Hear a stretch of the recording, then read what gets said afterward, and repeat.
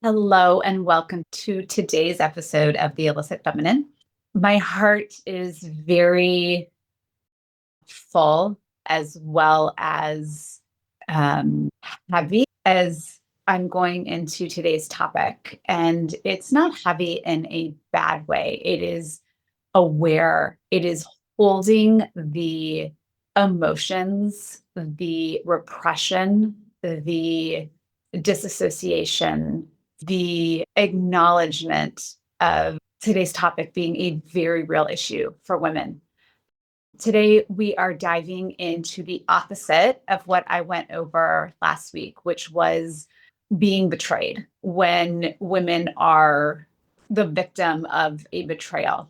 And I don't say victim in a patronizing way, in quotes. It's just women have so much more power than they believe. And so there is a stigma and a conditioning that the energy of victim, women are often much more comfortable identifying in that energy than they are in the role of the betrayer, which is the shadow archetype we are going to be discussing today. And it's a really important topic because it is not discussed enough. And one of the points of the Illicit Feminine podcast is to bring conversations that are in the shadow, conversations that are illicit, should be that people feel shame around, that maybe should be hidden and not talked about out into the open. Because I know, because I work with so many beautiful souls, that women betray. And it is just as real as men betraying. And listen, when any human soul betrays, you will not convince me otherwise. It is because they were, at some point, as we all were, betrayed as little ones. And those patterns continued, and then it turned into self-betrayal. I do not believe that we can betray others unless we are betraying ourselves. So that is where we are going in today's topic. I find it so interesting that women over the years, over the centuries, really identify and are identified more in the role of victim, the one being betrayed, that the woman is loyal, that the woman is steadfast, that the woman is there, that has done the betraying, whether it is in an affair, whether it is in a lie, whether it is working too much, whether it is just not showing up in the relationship, whether it is an addiction. It is the woman who is like the smaller, more powerless role of that victim energy, that victim archetype, if you will. And it isn't true. I mean, there's got to be some truth to it, right? Like, as women were throughout the ages seen as less than, they didn't understand or have the choices that women have in more recent times, right? Like in the last half a century. So I do think that the stereotype is accurate for a reason. And things have changed, things are different. And I guess more or less, it's not to say, hey, women, step into that archetype of betrayer. It's not about that. It's to address that women, when they have been betrayed, again, as we all were in our childhood in some way, shape, or form, it's a spectrum, they learn to betray themselves. And then there is a primal part, especially women who are more on the wild, untamed self-discovery, knowing that in their true feminine essence, there is more. Women will then, when they are so disconnected from themselves, they've been betrayed themselves so much because of conditioning, of trauma, of past wounds, betray others in order to have some sort of power, some sort of connection, some sort of say. And that's really what we're talking about today. Women have historically been the ones that have been taught to be the good ones, to be the people pleasers, to put everybody else's needs before theirs, to see themselves in the light of do-gooder. perfectionist, of the reliable one, of the mother, of the wife, of, this like Stepford version, outdated. I'm not saying that's how women see themselves today, but there's still the one that does everything, the one that shows up, the one that takes care of it all, the one that carries the burden on her shoulders. Like these are the shadow archetypes that are accoladed, they're validated.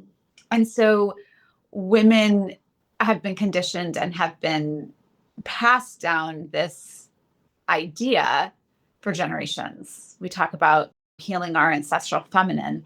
Well, we're healing that energy, that line, because that was, those roles were what our feminine ancestors, a lot of them, lived in. And so we carry pieces of that. And so now it's our work to heal those, especially for our daughters, for our sons, for the future generations. This is not about excusing or blaming or shaming any sort of betrayal or the role of the betrayer. It is about acknowledging. I am not one that believes that blame, shame, or punishment does any sort of good, really, in any form or fashion. And it is also a natural human go-to to blame others. We talked a lot about that last week. But as a betrayer who is, I'm primarily just going to speak about women right now. When woman has betrayed others as well as herself, the sense of guilt and shame that she spirals into is so large. And this is the other reason we need to talk about this, because women get caught in this vortex, this spiral of shame, of guilt, because they've betrayed others. And most of the time, there's not an awareness that it all started with them betraying themselves, by them actually not understanding how to love themselves, how to listen to themselves, how to listen to their needs.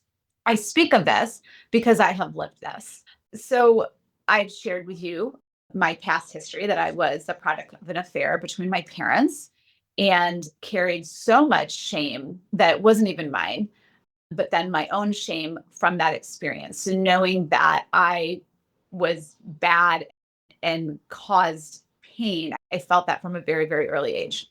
Idea of betrayer as well as betrayed was shown to me very early, because my parents both stepped into the shadow archetype of betrayer. And then my mother felt extremely betrayed in the dynamics of the marriage between her and my father, as well as the dynamics externally amongst their social circle and her family and different things. So there was this dual energy that I had grown up around, of betrayer and betrayed. Confusing very much in a young mind. The reason I share this is like, this was a part of my world and I understood it from a very young age. I was very aware and intuitive even as a child. And so I could like feel this energy. And the dynamic then I could see play out in various ways as I grew up. And as I grew up, was betraying myself, first of all, being in that people pleaser, being in that role of daughter, that I was so enmeshed with my mother, that I was such an extension of her, that my needs, I would shove the majority of my needs away in order to keep her happy, in order for me to feel safe, right? I chose her over myself, I would say 90% of the time. So I learned very early on to betray myself. So when I got into my first serious relationship and it was time to leave that relationship, I didn't know how to listen to myself and know that I no longer wanted to be in that relationship. It was a very long relationship. And instead of meeting my needs and saying, this relationship is no longer serving either one of us, I began messing around within that relationship. This caused me so much internal angst and pain.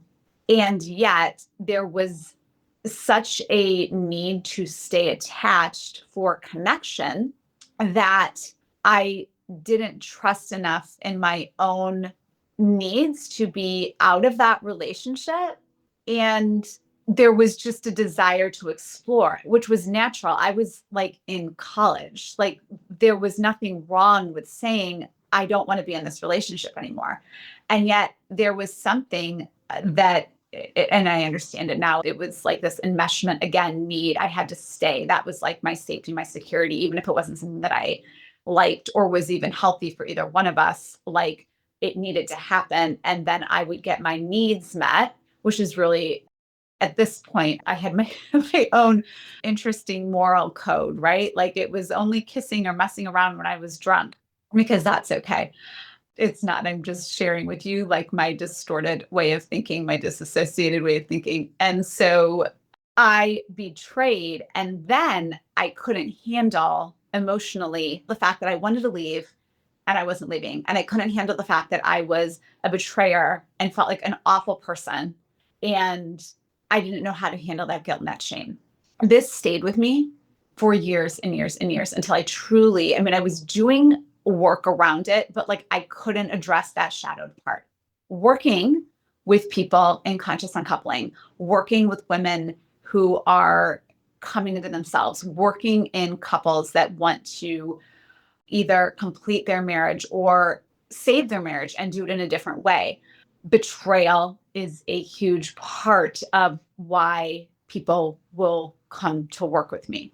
Betrayal in my life of myself in past relationships is a huge part of why I am speaking to you today, because it is a topic that I believe is avoided because there's so much shame, there's so much guilt. And the truth is, it really is about people not listening to themselves. It's about people betraying themselves.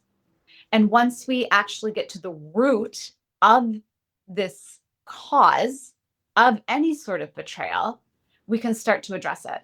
So, betrayal doesn't just show up in stepping out on your partner or an affair, it shows up in addiction, it shows up in workaholism, it shows up in lack of communication, of lack of intimacy, of lack of sex.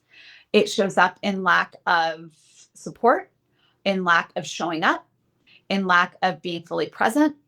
Those things are more accepted in our society if you do those things, right? Not so much addiction or affairs or lying or any type of other more scandalous experience. But we have normalized workaholism. We have normalized that is an okay form of betrayal, that a person puts their work before everything else in their life, including their family and their partner, especially if they're making money. If the spouse is feeling neglected, that is a form of betrayal. There's also the other piece of where the other person is not listening to their instincts and where they are feeling betrayed themselves. So it's like a full circle, right? When it's both people. A piece that I want to really address is that it is much more accepted for a man to do the betraying than it is a woman. And this is my, obviously, it's my podcast, it's my personal viewpoint. I believe there is such a stigma when a woman does harm, when a woman, whether it's intentionally, which I rarely believe that people, and I'm talking about like the masses, obviously, people in other situations, such as mental illness, hurt others. But I don't believe that generally people have an intention to hurt other people. People are hurting themselves and they're trying to get some sort of relief from their own hurt. It's not generally about the other person. Even if they think it's about the other person, it's about them trying to relieve whatever they are feeling externally, right? Because it's easier to turn outside, it's easier to blame, shame, find some sort of relief, whether it's drinking, drugs, sex, gambling, anger, than it is to look inside and see what's really going on. We all carry the capacity to harm others. We all do. I don't believe most of us use it in an intentional way. Like I just said, I believe most of it is done unconsciously, trying to get an unmet need met to feel some sort of relief, some sort of I don't even know that it's joy. I don't know that it's that. I really believe just a feeling of relief from the pain, something that feels less painful than what it is of that pain. So, why women betray? Because women aren't paying attention to themselves, because women have been taught to self abandon their feelings, their needs, their desires in order to keep the good, to keep the peace for everybody else. And it's exhausting. I use this example, and it is an extreme example, and yet it's never left my mind, of the woman who was so severely depressed with postpartum depression. And she drowned her kids in the bathroom. And even at the time, and I was young, and this isn't a conversation of, first of all, I'm not judging. I don't have judgment. That may piss some of you off. Good. Look at your own relationship with judgment. I love women, and I love women's hearts. And what I know about mothers is mothers are fierce and mothers are loyal. And what I know about postpartum depression, while I had what was probably a more moderate case of postpartum depression, it was never so severe, but it takes over. I suffered in the past with anxiety and depression of my own. And what I know about a woman who would harm with intention, even though the full intentions aren't known, only the divine and God knows that, is that she's hurting, that she's exhausted, that she's at the end of her rope. And while there is more light shed on women in depression and anxiety and postpartum depression than ever before, I still believe these are topics that are more in the shadows and more in the dark. And I go back to this tragic story because this is what happens in the ultimate self abandonment and the ultimate not being seen, because it was said that her husband and her mother in law, or her mother, knew that she was depressed.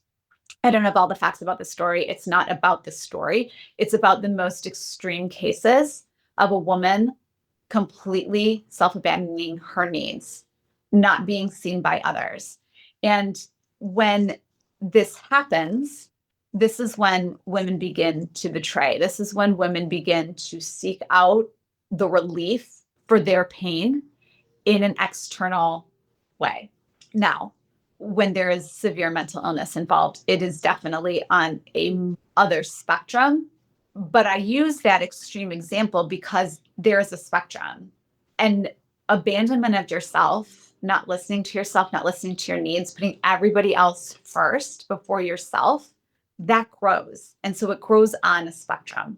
And the work that we're doing is to understand that when we actually start seeing ourselves, when we actually start listening to what we feel, listening to what our feelings are telling us, listening to what our soul is asking us to hear, when we start prioritizing ourselves, we show up in a completely different way for everyone, most importantly, those that we love. Silencing our needs because we think it is what we should do, because that's what makes a woman, because that's what we've been taught, we are still conditioned by society, the church, families, culture. It helps no one. A woman who is in her power, who is in her love, who knows who she is as a divine creation of the universe, of God, of spirit, is one hell of a powerful woman. She is a grounded woman. She is a woman who knows that meeting her needs is necessary so that she can be the woman that she wants to be. And this is the part that doesn't get taught as much as it should. This is the part that I want out there, that women get to find themselves important, that women get to listen to themselves, that women get taught to listen to the intuition that we are all given, that when we are done with something, that is okay, that we get to walk away. A woman may be made to look like she is the betrayer when she chooses herself. So I'm going on a little bit of another spectrum, right? When we have betrayed because we haven't listened to ourselves, but then when we are seen as a betrayer for when we choose ourselves. When a woman decides to leave her marriage and leave her family Oh, there are a lot of people with a lot of things to say, right? Yeah. I have women who come to me devastated because they have good hearts. They are good women. Everyone has a good heart, I believe. But their hearts are desperate for relief because they silenced themselves, because they ignored themselves, because they didn't choose their selves when they were in their 20s. And now that they're in their 50s, they feel like it's expected that they still want the same things as they were in their 20s. So rather than continue betraying themselves, they will choose themselves, but they can also then be seen in a position of betrayer. That's not betrayer. That is a false label of betrayer by external people. And there is an importance in knowing the difference. When we have betrayed, it is important that we look at ourselves, that we do the work, that we do the investigating, that we do the listening of our soul, of God, to what is going on within us. Where are we not listening to ourselves? Where did we begin abandoning ourselves? When did that pattern show up in our lives when we were young? How did we learn this? What are the different ways that we did abandon ourselves? So you get a little calloused, and then you get to that stage of needing relief because you feel trapped and you don't know how else you're going to go on. Addiction, affairs, workaholism, like any of these things, right? They're outlets, they're band-aids. They're not the problem. I mean, we make them the problem, right? Those aren't the problem. None of those are the problem. It's beneath. And once we start doing that work and listening to ourselves, seeing our worth, seeing our importance, but we have to do that. Nobody else is going to do that for you. And when you start doing this work, and if you are, you may absolutely hear you're selfish. You're a grown woman, you have a family, you have children. Like, what kind of person does this? What kind of person doesn't do their emotional work when they are so desperate and when they may do things that are out of alignment for them? That's the person that suffers, that goes into even more depression, that goes into even a darker place. Those are the people that I also want to reach within these different messages. But the point is, you learn to have you. You learn that you and God, that God is leading. Okay. So always that connection, always that divine connection first, that universal connection, that love connection, whatever you want to call it. That is what you connect with to ground you. And then you start doing your work. And then it's the amends. It's the amends to yourself and it's the amends to the other person.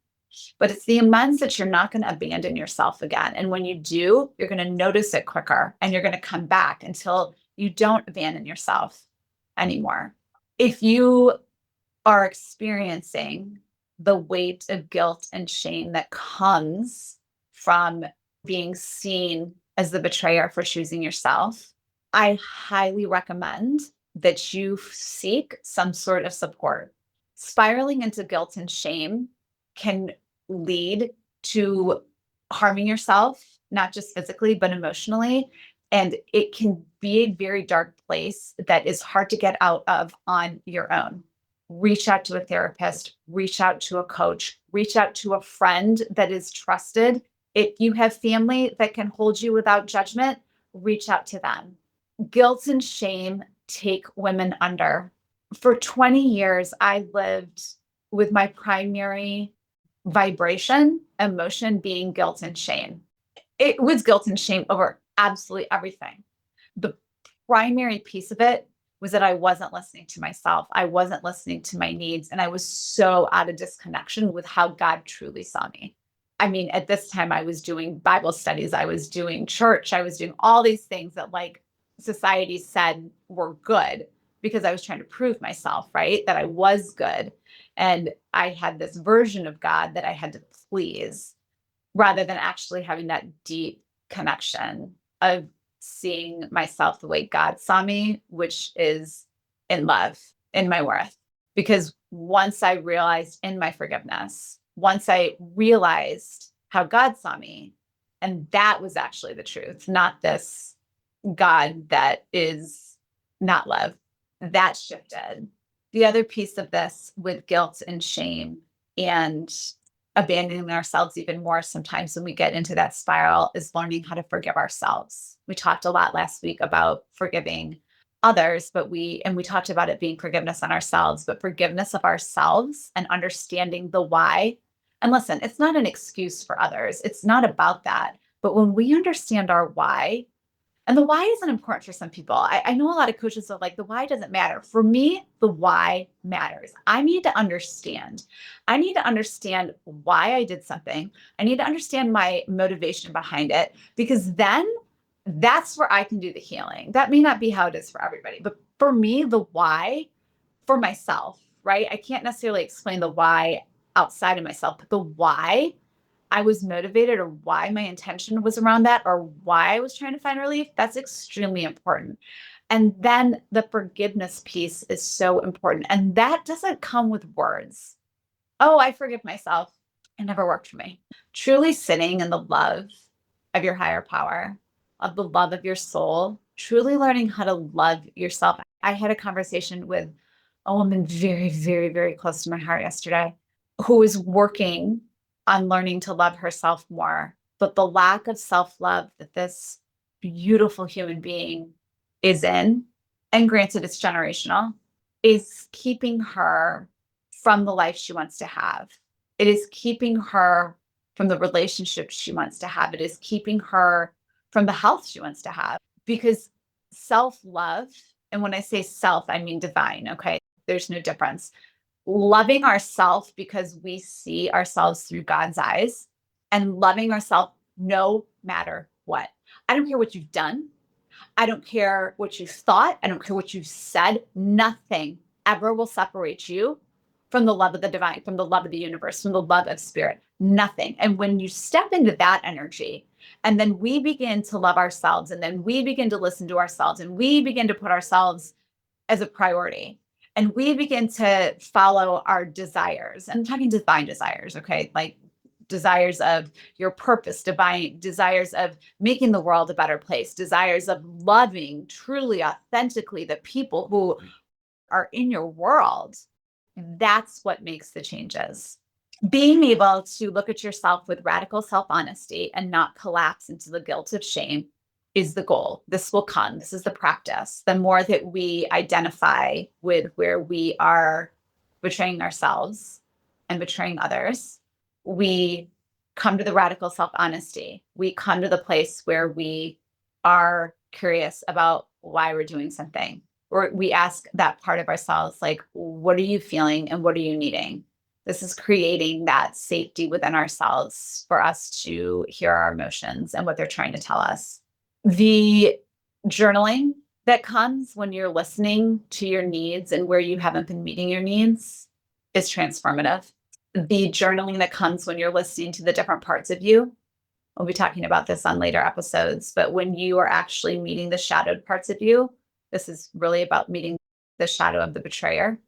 But what does this part of you have to say? This part of you is a beautiful part of you because it has so much information. It's not a part of you that needs to be gotten rid of. It's a part of you that needs to be listened to. It's stepping into the darkness with your betrayer part, because actually this betrayer part is what is trying to save you from going fucking crazy, from going to a fucking desperate place. Now, it may also inadvertently get you to those places, but that's not its intention. Okay. Our shadowed parts don't have bad intentions. It's when we ignore them and we don't want to see them, and we see them as bad because we see them as the darker part. I'm saying step into the darker part. Your darkness is beautiful. God created your darkness just as much as God created your light. Okay. A couple ending questions for you. Your betrayal shadow archetype is not an identity. It is an opportunity for you to look inside yourself. It is an initiation into hearing yourself, listening to yourself, doing the work. Where have you betrayed others? Where have you betrayed yourself? Where have you abandoned yourself? Where have you not been listening to your needs? What is the betrayal trying to tell you, and what is it awakening within you? And listen, betrayal is a spectrum. Maybe your betrayal is like eating a cookie when you said you wouldn't. And there feels like you betrayed yourself by not keeping your word to yourself. The betrayal could be huge, some of the other things we've talked about, but it's where you feel that you are looking outside of yourself for something to bring you relief. We all do it. My urge to you is to start doing the work of looking in as well. Looking in about what it is are you really needing? Where can you listen to yourself more? Where can you hear yourself more? Where can you learn about yourself more and connect with yourself more? Okay, here's some reflection journal prompts. Where do you still carry guilt or shame about times that you've betrayed others? It's really important to identify this, to let this energy go, because otherwise this energy just keeps looping, and it's what's stuck in your vibration, and you're going to be attracting more guilt, more shame, more opportunities for you to abandon yourself and possibly betray others. How has your history of being betrayed shaped the ways that you betray? Kind of shared a little bit about this in the beginning with relationships. Yeah, relationships are a tricky one for me, and I'll get into more of that, like in a non-romantic sense, relationships when you have had a very enmeshed childhood and how relationships show up in your world, just because these go hand in hand. If you're a betrayer, we have all done betraying, but if this is something that you deal with, a lot of times there's enmeshment, a deep enmeshment in your past. And that's a topic that's really close to my heart as well. Okay, I'm getting off track. What needs have you abandoned that led you to hurt someone else? Where were you not listening to what your intuition was trying to tell you early, and then it came out sideways later? How can you meet your needs now in truth and not in shadow, not hiding, but actually believing that your needs are important and that you get to meet them? I ask these as I continue to do my own work. What I bring to you is not because I've mastered it, it's because I've lived it. I've healed a lot, and other pieces I'm still walking, other journeys I'm still walking, and there'll be more journeys for me to walk. So I will try to always be transparent in as much as appropriate and continue to bring what comes up for me in my journey. Thank you so much, as always, for being here and listening to The Illicit Feminine, where nothing sacred will ever be silenced.